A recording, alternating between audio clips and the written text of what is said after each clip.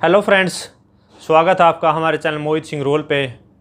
तो फ्रेंड्स, आज की वीडियो में हम जिस टॉपिक को लेके आए हैं वो है कि आप जो अपना पैसा, अगर आपने किसी को पैसा दे दिया तो आप उस पैसे को कैसे वसूल कर सकते हैं लोगों से।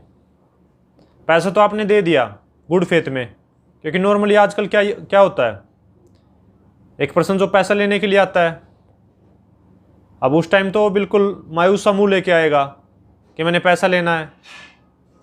उस टाइम आप भी फेथ करके, या कुछ रिलेशन ऐसे होते हैं, फ्रेंड का रिलेशन है या फिर रिलेटिव का रिलेशन है या और कोई रिलेशन है, उसमें वो पर्सन पैसे लेने के लिए आया, आपने गुड फेथ में कि ये पैसा वापसी लौटा देगा और रहम खा के या फिर कोई भी किसी भी तरीके से आपने उसको पैसा दे दिया। लेकिन जब बारी आती है उसको पैसा लौटाने की, बहुत बड़ी दिक्कत होती है आज के टाइम पे। नॉर्मली ये देखा जा रहा है आज के टाइम पे कि पैसा लेने के लिए कुछ अलग होते हैं और देने के लिए अलग ही अंदाज होते हैं उनके। तो लोगों से जो पैसा है वो वसूल करना आज के टाइम पे बहुत मुश्किल है। अब आज की वीडियो में हम टॉपिक को जो डिस्कस करेंगे वो ये है कि अगर आपने किसी को पैसा दे दिया और उससे पैसे के बदले में आपने चेक लिया है, तो अगर आपके पास चेक है तो आप अपने पैसे को कैसे वसूल कर सकते हैं।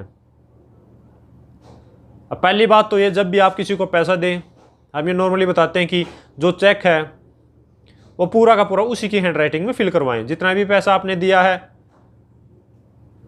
उस पर अमाउंट वर्ड्स में, फिगर्स में, और जो सिग्नेचर हैं एक ही पेन से सारी की सारी जो बॉडी है वो चेक की फिल होनी चाहिए। और अगर डेट फिक्स हो गई है कि इस डेट पे मैंने अमाउंट देना है, तो आपने जो वो है वो डेट भी उसी के हैंड से, उसी की हैंड राइटिंग से फिल करवानी है। अब जिस पर्पज़ के लिए पैसा दिया है वो बैक साइड में आपने वो भी लिखवाना है उसके चेक के कि इस पर्पज़ के लिए पैसा दिया है और इस पर्पज़ के लिए मैं चेक इस पर्सन को दे रहा हूँ। उस पर सिग्नेचर भी हो जाएंगे बैक साइड में। अब अगर वो पैसा नहीं देता तो वो आप उस टाइम पीरियड पे वो चेक लगा सकते हैं, और चेक लगाने के बाद अगर क्लियर हो जाता है तो कोई दिक्कत है नहीं।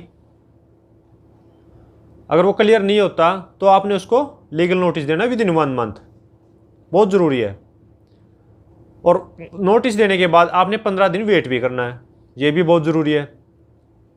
और उसके बाद अब 15 दिन वेट करने के बाद आपको 30 दिन और दिए जाते हैं कि आपने जो चेक कंप्लेंट फाइल करनी है।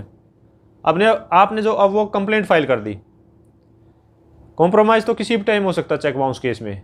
आपने कंप्लेंट फाइल कर दी, कंप्लेंट फाइल करने के बाद अगर वो आता है तो ठीक है, केस चलेगा, कंटेस्ट करेगा उस केस को। और अगर वो नहीं आता तो उस सिचुएशन में समन्स होंगे, समन्स के बाद बेलेबल वारंट, फिर non bailable warrant, non bailable warrant through SSP, PO proceeding, भगोड़ा प्रोसीडिंग जिसको कहते हैं। और आपने क्या करना, पैसा वसूलने के लिए कि आपने साइड बाय साइड सर्च रखनी है अपनी कि उसकी क्या प्रॉपर्टी है, उसके नाम पे क्या प्रॉपर्टी, मूवेबल है, इमूवेबल है, उसके नाम पे प्लॉट है, दुकान है, खाते में कुछ अमाउंट पड़ा है किसी भी दूसरे खाते में जिसका आप चेक दिया है, इसके अलावा भी हो सकता है। तो आपने वो सर्च रखनी है हमेशा कि उसके नाम पे क्या प्रॉपर्टी है, कोई भी किसी भी तरीके की कोई भी एसेट है। अब आपने वो सर्च रखी है तो आपके पास टाइम आएगा कि पीओ प्रोक्लामेशन जो प्रोसीडिंग उसकी स्टार्ट होती है, तो उस टाइम पे एप्लीकेशन देने की उसकी अटैचमेंट ऑफ प्रॉपर्टी की। अब आपने वो एप्लीकेशन दी, एप्लीकेशन में आपने उसकी प्रॉपर्टी मेंशन कर दी कि ये प्रॉपर्टी, उसके साथ एफिडेविट लगाया कि ये उसी की प्रॉपर्टी है। अब क्या करेगी कोर्ट, क्योंकि वैसे तो उसने पैसा दिया नहीं आपका, अब उसकी जो प्रॉपर्टी है किसी भी तरीके की, प्लॉट, मकान, दुकान या फिर उसके व्हीकल है, कोई भी चीज़ है या फिर कोई दूसरा अकाउंट है जिसमें बैलेंस है, उसको अटैच कर लेगी। अटैच करने के बाद अगर प्रॉपर्टी इमूवेबल प्रॉपर्टी है उसको ऑक्शन में डालेगी। ऑक्शन डालने के बाद जितना भी आपका अमाउंट है वो अमाउंट ऑक्शन से निकाल के, ऑक्शन मान लो 10 लाख की हुई है किसी प्रॉपर्टी की, आपने अमाउंट दिया 2 लाख, 2 लाख रुपये आपको वो वापस देके कोर्ट, और जो 8 लाख रुपये उसी के अकाउंट में वो डिपॉजिट हो जाते हैं। तो इस तरीके से आपका जो पैसा वसूल हो सकता है। अब दूसरी चीज़, अगर आपको कोई प्रॉपर्टी नहीं पता है उसकी, तो उसको पीओ प्रोक्लामेशन होने के बाद उसको पकड़वाना है और जो भी उसके अकाउंट जिसका आपको मतलब चेक दिया है उस अकाउंट को भी अटैच करवा के रख सकते हैं। किस टाइम भी जब भी उसमें अमाउंट आएगा तो अटैच रहेगा। वैसे भी आप उसको अटैच करवा के अमाउंट जब भी आएगा उसको निकलवा सकते हैं कोर्ट के थ्रू। अब ये तो हो गया चेक का प्रोसेस एक साइड, क्योंकि इस तरीके से आपने रिकवर करना है। और दूसरा साइड बाय साइड आपने 420 की जो कंप्लेंट है वो भी डालनी है, क्योंकि प्रेशर पड़ेगा उस पर। पुलिस एक्शन ले ना ले, आपने जो है पुलिस स्टेशन में जाके 420 की उसके अगेंस्ट कंप्लेंट देने की, इसने मेरे से अमाउंट लिया था और उसके बदले में चेक दिया था जो कि बाउंस हो गया, पेमेंट स्टॉप्ड की वजह से, सिग्नेचर डिफर की वजह से, या फंड्स इनसफिशिएंट की वजह से, किस वजह से जो चेक है वो बाउंस हो गया।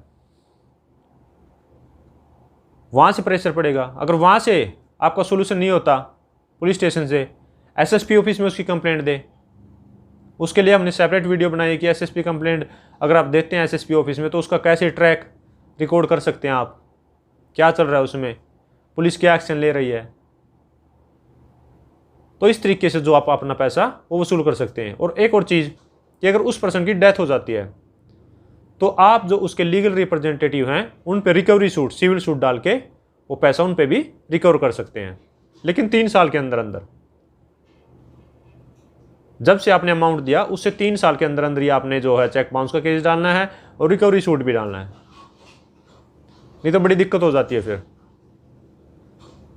तो फ्रेंड्स ये थी वीडियो जिसमें हमने अब आपको बताया कि अगर आपके पास चेक है तो आप जो अपना पैसा लोगों से कैसे वसूल कर सकते हैं।